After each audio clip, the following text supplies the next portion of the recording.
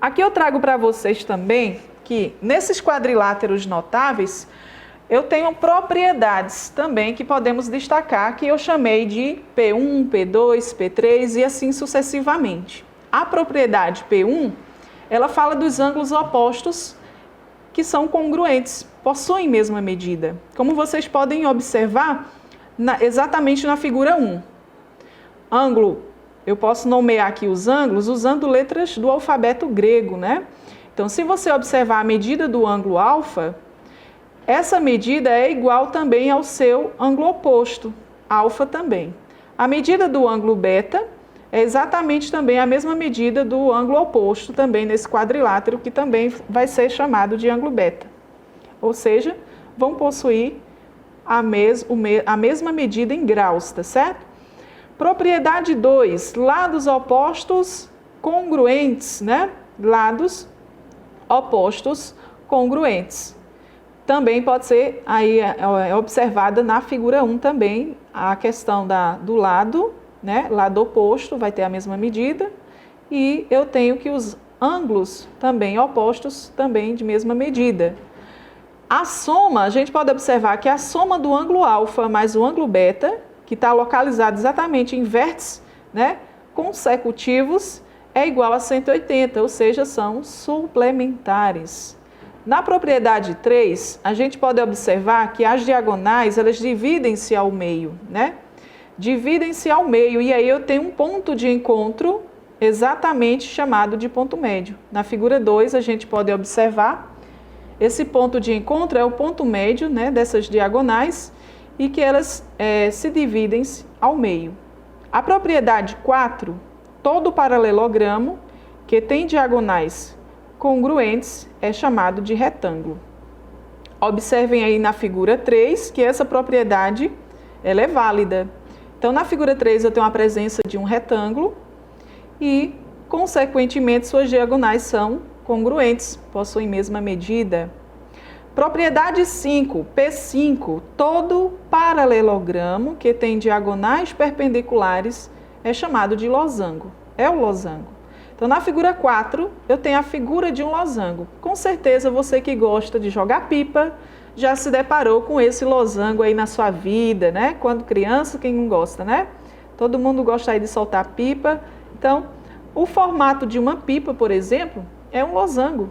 Está presente aqui na figura 4, tá certo? Então, o encontro das diagonais em um losango forma exatamente um ângulo de 90 graus.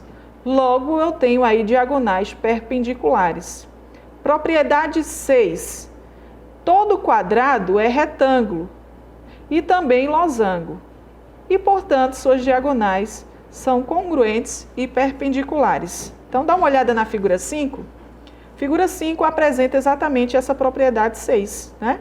Que todo quadrado ele também é retângulo e também losango. E, portanto, suas diagonais possuem a mesma medida e o encontro aí, como a gente pode observar, de suas diagonais tem exatamente um ângulo de 90.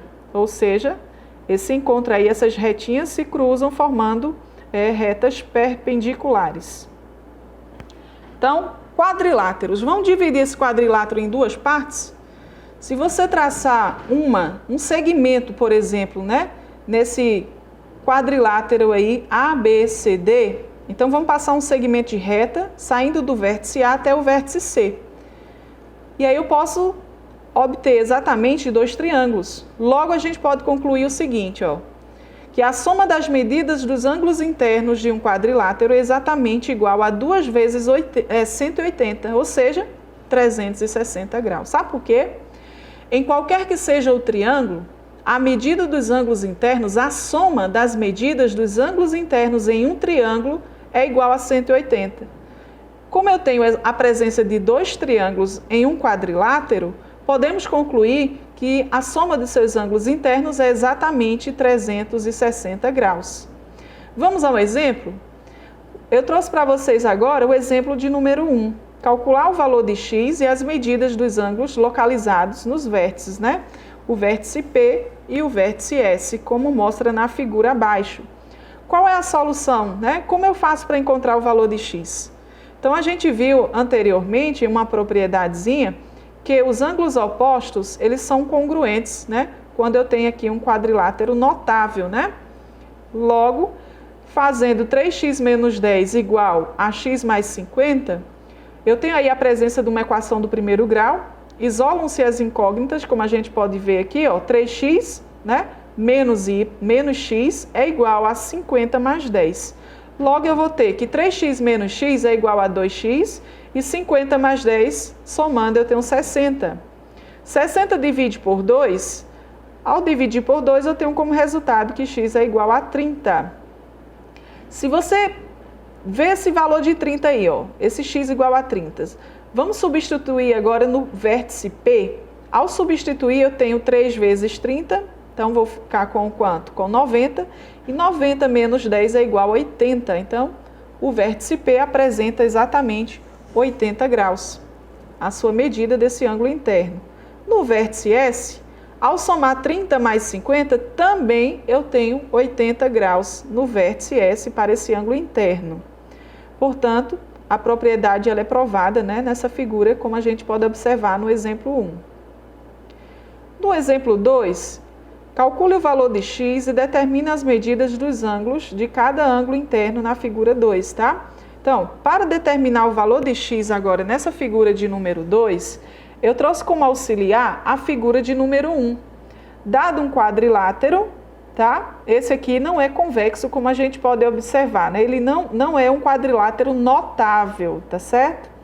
Então, dado um quadrilátero qualquer, como a gente pode observar, que tem exatamente 4 ângulos internos, a soma desses ângulos internos é igual a 360. Ou seja, ao somar o ângulo A mais o ângulo B mais o ângulo C, né? E o ângulozinho ali, ó, todos eles, somando os 4, eu tenho uma volta completa, né? Uma volta completa em uma circunferência, por exemplo, a gente sabe que é igual a 360 graus. Portanto, para encontrar o valor de x nessa questão, nesse exemplo 2, você vai somar exatamente todos os ângulos internos, ok? X mais 30, mais x mais 20, mais x mais 10, mais x. E aí vou igualar 360. Você vai chegar a x igual a 75 graus. Para encontrar a medida de cada ângulo interno na figura 12,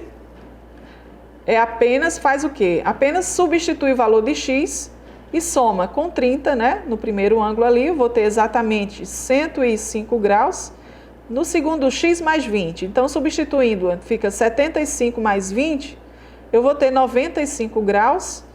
Em seguida, x mais 10, substitui ali o x, 75, mais 10, vou ter 85, e o último ângulo fica igual a 75. Veja que não é um quadrilátero, né, notável como a gente vê estudando. Posso ter um quadrilátero qualquer, mas eu posso estar aplicando aí a soma dos seus ângulos internos.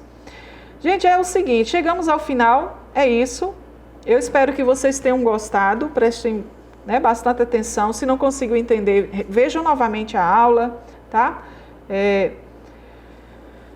Vamos partilhar nosso conhecimento, fazer atividades, tá certo? Trago uma frase agora para vocês para finalizar essa aula, né? Matemática não é apenas números, e sim envolve também letras, né? E toda a capacidade, né, que o ser humano conseguir expressar, tá certo?